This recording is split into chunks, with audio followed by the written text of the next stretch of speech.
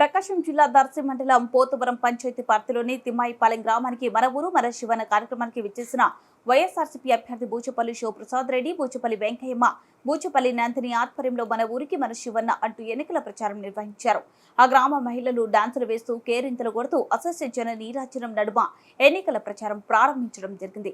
అనంతరం బూచపల్లి నాయకులతో కలిసి గడప గడపకు వెళ్లి వచ్చే ఎన్నికల్లో వైఎస్ఆర్ కాంగ్రెస్ పార్టీకి ఓటు వేసి అత్యధిక మెజార్టీతో గెలిపించాలని ఎన్నికల ప్రచారం నిర్వహించడం జరిగింది. ఆయన వెంట జెడ్పీ చైర్మన్ బూచపల్లి వెంకయ్యమ్మ, ఆయన సతీమణి నందిని, గోను వెంకటరెడ్డి, గోను చిన్న నారాయణ రెడ్డి, ఎడమల కోటిరెడ్డి, వైఎస్ఆర్సీపీ నాయకులు, కార్యకర్తలు, అభిమానులు అధిక సంఖ్యలో పాల్గొని విజయవంతం చేశారు.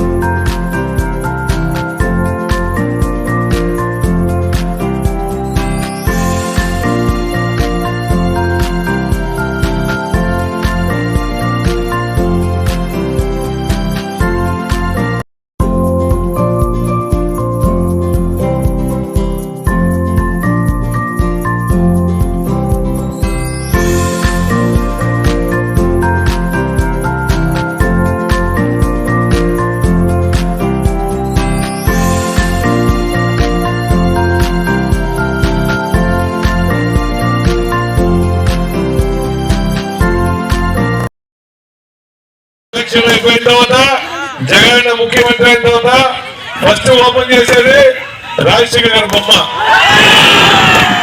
అందువల్ల మీరందరూ గమనించండి, 20 సంవత్సరాల నుంచి బూచపల్లి సుబ్బారెడ్డి గారిని ప్రేమించారు, అభిమానించారు.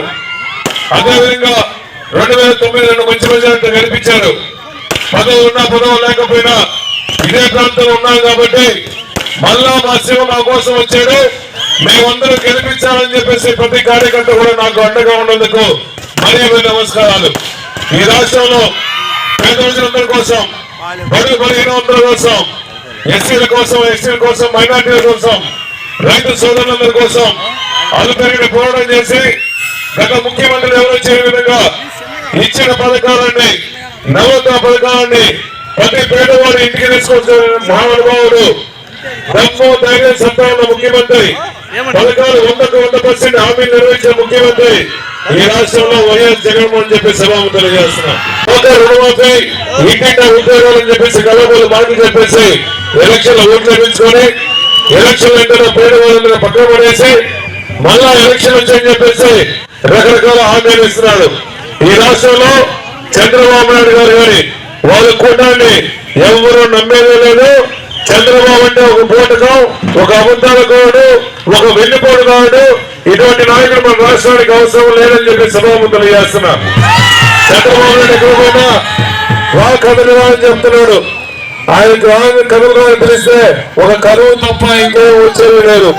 జగన్ పిలిస్తే వర్షం వస్తుంది, కార్యకర్తలు వస్తారు, నాయకులు వస్తారు.